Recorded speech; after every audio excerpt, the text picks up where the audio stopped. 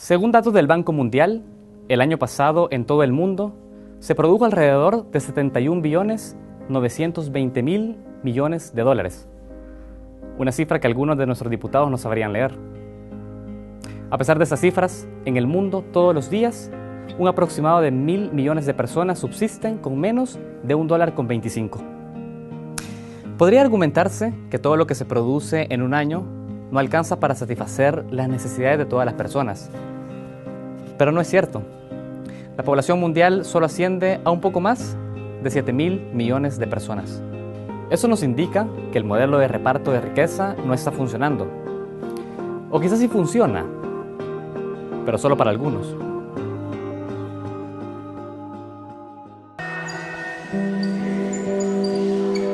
Bueno, niños, hoy vamos a hablar de economía.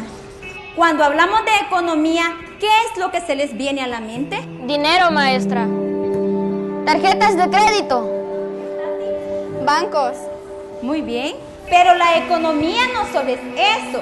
Aquí les muestro un billete que es de papel impreso al que las personas le damos un cierto valor, al igual que las tarjetas de crédito y los bancos, que son grandes edificios construidos en una forma lujosa, donde hay muchas personas que trabajan para un fin.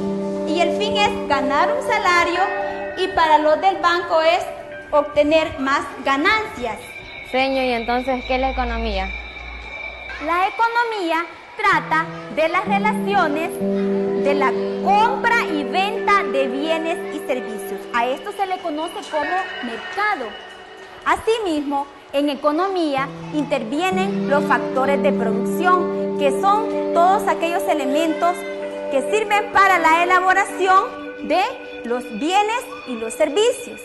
Por ejemplo, la construcción de este escritorio se ha necesitado de madera, metal, herramientas. A todo esto se le llama recursos materiales, pero también se necesitó de una persona para que la fabricara, es decir, mano de obra. Y se necesita dinero para comprar el recurso material, en otras palabras, el capital. La economía tiene que ver con las decisiones que se toman en las empresas sobre qué producir. A esto se le llama oferta. Y las familias, cuando piensan en qué comprar, a esto se le llama demanda. Lo ideal sería que las decisiones que se toman en las empresas siempre se pensara en qué producir y para quiénes producir, con base a las necesidades e intereses de las personas. Las personas que son propietarias de los medios de producción son las que toman las decisiones fundamentales sobre qué producir, cómo producir, cuánto producir, para quién producir. Y esas decisiones en esas empresas capitalistas se toman teniendo como punto de partida y como criterio principal la obtención de la ganancia. Es decir, se va a producir algo, se va a vender algo, sí, eso va a generar una ganancia para el propietario o propietarios de esa empresa. Sí, al final cada persona, cada individuo, cada empresa toma decisiones y define hacia dónde van los recursos. Ahora, lo importante ahí es de comprender que es el sistema de precios el que genera los incentivos para definir hacia dónde van. Y eso está basado en oferta y demanda. Ahora, en la medida que hay poco de algo y hay muchos que lo quieren, entonces los precios son más altos y viceversa, ¿no? Y entonces esas son las decisiones que va tomando cada quien en la sociedad. Y por otra parte, en esas empresas también funcionan a partir de la contratación de mano de obra asalariada, de trabajadores y trabajadoras, ¿verdad?, que son quienes producen esa riqueza. Pero sin embargo, cuando llega el momento de distribuir la riqueza que esa clase trabajadora produce, pues la mayor parte queda en manos de las empresas, de los propietarios del capital, mientras la clase trabajadora se queda con salarios muy bajos. Bueno, lo que esto permite es liberar las fuerzas creadoras de la sociedad. Las personas buscan qué es lo que mejor conviene, en qué lugares hay oportunidades de hacer negocios, en lugares no las hay. Entonces, en los momentos en los que los precios son relativamente altos en un sector, entonces hay quienes dicen, bueno, aquí hay una oportunidad, entran, compiten, bajan los precios y de esa manera entonces es que se llega a un nuevo equilibrio. Entonces, la gran ventaja es que la asignación de recursos es eficiente y que en esa medida pues se obtiene mayor beneficio para los miembros de la sociedad. Sobre la lógica de que si el gran empresario está bien, obtiene grandes ganancias, entonces este empresario va a tener el capital necesario para invertir y además va a estar muy contento de invertir porque va a obtener grandes ganancias. Entonces se espera de que esta toma de decisiones que toman los grandes empresarios, que están bien servidos, digamos, de que se les da todas las garantías para que obtengan grandes ganancias, eso se va a desbordar, se va a derramar sobre el resto de la economía en la forma de mayor empleo, mejores salarios para los trabajadores. Estas personas van a actuar con responsabilidad social y van a invertir, digamos, parte de su capital en obras para la población, etcétera. Todo esto suena muy bien, o sea, se escucha muy bien y debería de ser así. Sin embargo, en la práctica lo que ha sucedido es que los grandes empresarios han conseguido que el Estado los proteja para que ellos sean los mayores beneficiados de la economía, pero luego ellos no actúan en la forma en que se espera. Especialmente en los últimos 40 años, el sistema económico imperante ha profundizado en las desigualdades. También ha evolucionado en la promoción de valores como el individualismo, el egoísmo y la competencia entre compañeros. Como se mencionó anteriormente, más de 1.000 millones de personas viven con menos de $1.25 al día. Mientras, según la revista estadounidense Forbes, el mexicano Carlos Slim, propietario de varias empresas, entre ellas Claro, amasa una fortuna de más de $73 billones. En El Salvador hay alrededor de 3 millones de pobres, un poco menos de la mitad de la población. Mientras que según la consultora internacional WealthX y UBS, en El Salvador, que tiene 6.5 millones de habitantes, 150 personas poseen $20.000 millones netos, sin incluir sus propiedades, yates o automóviles. Esa cifra representa el 87% de todo lo que se produjo en el país en 2012. Mi mamá dice que no le alcanza el pisto para la quincena. Mi mamá también. Dice que el trabajo de 40 lo hacen entre 5 y que los jefes son bien gritones. En las empresas se fomenta la competencia entre los compañeros de trabajo. Los incentivos para los que trabajan ahí son nombrarlos empleados del mes. Las bonificaciones no representan ni la mitad de lo que los trabajadores producen. Señor, ¿no hay una manera de que todos trabajemos, tengamos nuestras cosas y vivamos mejor? Sí hay alternativas. Y hay alternativas que ya están en marcha. Y una de estas se llama economía solidaria. La economía solidaria es otra forma de hacer economía. Y esta economía solidaria no tiene nada que ver con la micro, pequeña, mediana empresa, ni tiene nada que ver tampoco con acciones, digamos, de ayudar a los pobres. Cuando dice solidaridad, creen que es ayudar a la gente pobre o no tiene nada que ver. O sea, es otra cosa de hacer, es otra forma de hacer economía. ¡Ajá!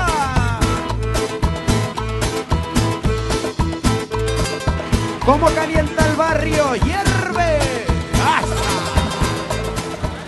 Entonces, por ejemplo, personas que se encuentran desempleadas, digamos, se reúnen, forman una cooperativa, tratan de conseguir algún tipo de capital, ya sea de préstamo, o entre ellos se reúnen con sus pequeños ahorros o venden parte de sus pertenencias para tener algún capital de trabajo, forman una subcooperativa o un grupo asociado, y entonces comienzan a trabajar en común bajo intereses que todos ellos tienen, en donde no existe la explotación de uno por otro. Nadie se va a quedar con el dinero de otro, sino que se trata de valorizar el trabajo. Eso surge a partir de, digamos, de ver cómo Suchitoto, digamos, a pesar de ser digamos, un territorio bastante golpeado por la guerra y teniendo una gran experiencia, digamos, de organización, pero estaba organizado más para lo que es la reconstrucción después de la guerra. Entonces ahora se inicia un proceso de organización para lo que es la comercialización. Lo inicié hace aproximadamente 7 años con la idea de que en Suchitoto precisamente hubiera algo diferente, ¿verdad?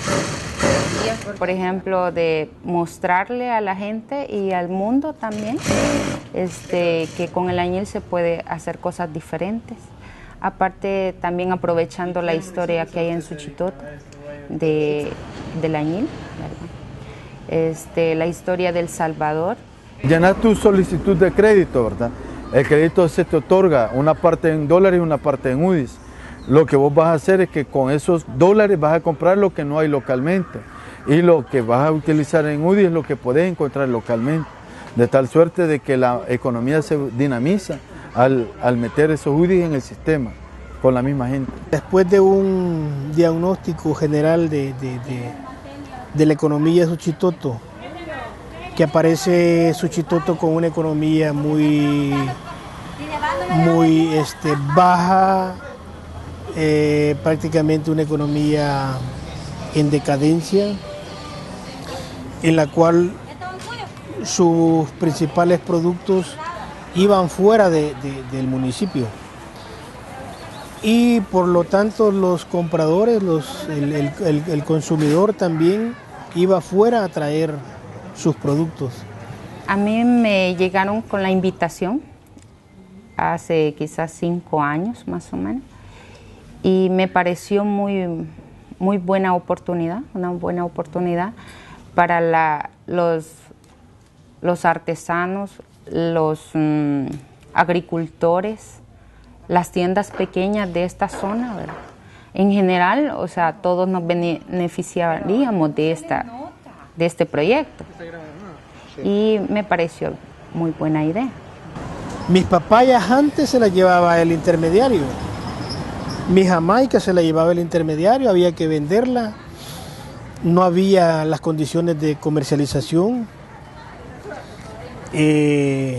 Fuimos uniéndonos entonces para lograr eso y de igual manera todas las compañeras y compañeros que vienen de diferentes comunidades. El UDI solo es un instrumento, ¿verdad?, para el acto de la comercialización o del intercambio.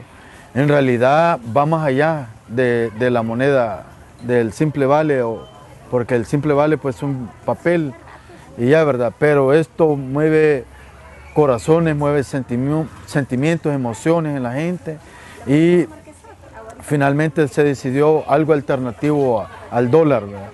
Que si no hay dólar en el sistema porque la economía o el sistema dominante está en crisis, pues están los vales y con eso no se deja de hacer la venta. Señor, ¿no hay nadie que pueda arreglar esto? En la forma que producimos actualmente, el Estado ha jugado un papel muy importante. ¿Alguien sabe qué es el Estado? Yo. El legislativo, ejecutivo y judicial. Muy bien. Ha jugado un papel muy importante porque le ha permitido a algunas empresas que no paguen impuestos y el salario de los trabajadores no ha sido remunerado de acuerdo a sus necesidades e intereses. Además, ha permitido la contaminación del medio ambiente y de las personas.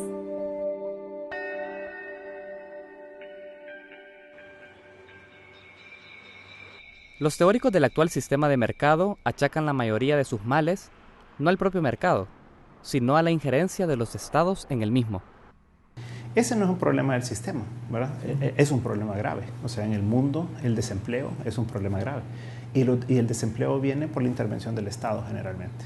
O sea, porque el Estado regula innecesariamente, regula de una manera equivocada y eso genera desconfianza. en los sectores. Entonces, en el mismo Estados Unidos vemos hoy en día que hay una desconfianza bastante grande sobre el futuro. Todo está basado en la intervención del Banco Central, ahorita con emisiones monetarias, pero la mayoría de grandes inversionistas están en efectivo por el temor de la regulación y de una serie de decisiones del gobierno del presidente Obama.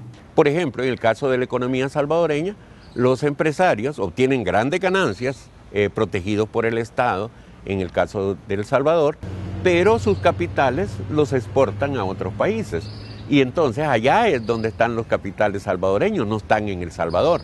Se producen en El Salvador, se generan bajo un sistema de protección que el Estado realiza de las grandes empresas, pero luego los beneficios de esa política gubernamental que se sigue en El Salvador todavía se aprovechan otros países.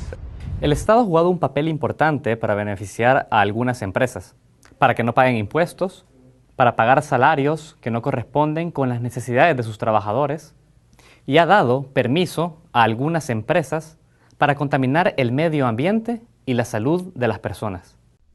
Por ejemplo, en nuestro país existen más de 26 leyes que incentivan la inversión privada. Una de ellas es la Ley de Zonas Francas Industriales y de Comercialización. En esta normativa se le permite a ese sector no pagar impuestos por las importaciones, exportaciones, ganancias, entre otros, que una empresa cualquiera tiene la obligación de pagar a Hacienda. Además, esa misma ley le permite a estas empresas pagar a sus empleados, la mayoría mujeres pobres, madres solteras, un salario mínimo de $187.68.